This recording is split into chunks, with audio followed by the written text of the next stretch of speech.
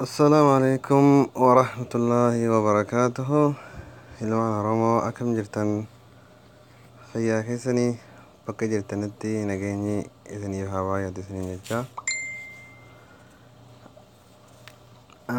Har'a akkaataa yoonii fi namni feesbuuka kee seene yookaan seenuufitti yaale notification yookaanis beeksisni messenjera keetirratti foonii SMS'dhaan ammallee gama bilbilaatiinis akkasii bilbilanii kaampaanii sharikaa sitti beeksiftu waliin ilaalla. Kanaan booda namni takkallee yookaan feesbuuka kee seenu ta'e sitti beeksisa jechuu shirkaan. Akkas godhachuudhaaf viidiyoo xiqqoo tana daawwadhaadha. Waliif sheer godhaa. Yuutuubii kiyya kanallee sabiskiraayib godhaa isiniin jaa. Hayyeegaa kallattumaan gara qophichaa haa deemnu. Feesbuuka keessan keessa galtanii yeroo feesbuuka keessan galtanii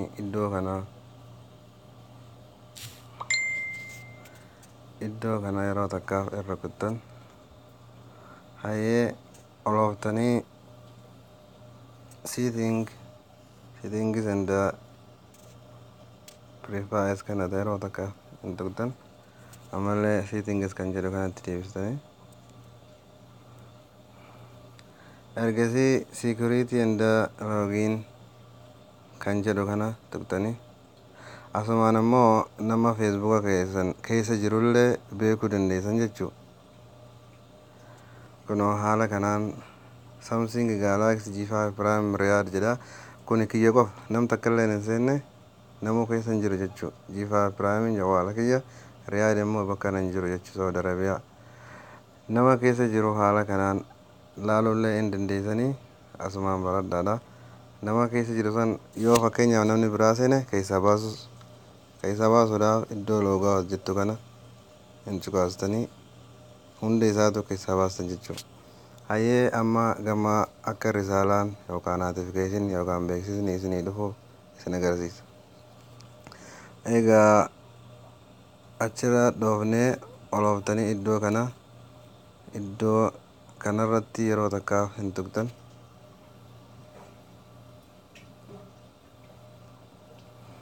Hayyee yeroo bakka san irratti tuqtan booda haala kanaan isinii dhufa notification jedha.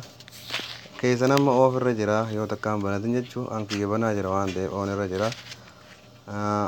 Keessan fakkeenyaaf akkanatti oof irra jira haa jennu don't get notification akka notification hin dhufne asirra yoo ka jiraatu ta'e oonii godhattanii seef gootan kanallee oof godhattanii kanallee oof godhattan.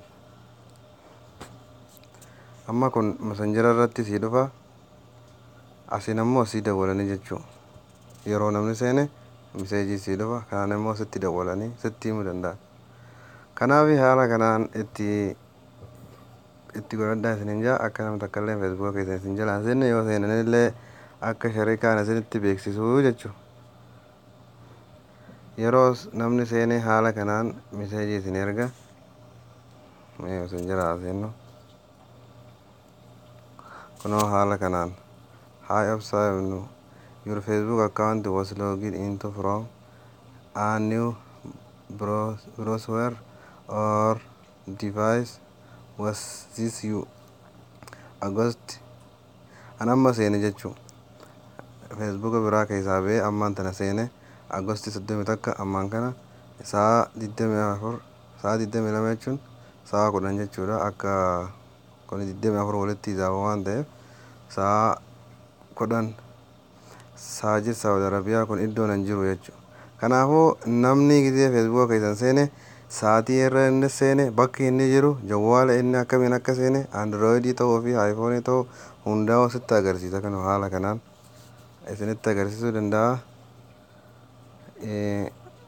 Irraa fayyadamaadha. Waan viidiyoo kana daawwattaniif galatoomaa isiniin jaa. YouTube kiyya subscribe naa godhaa.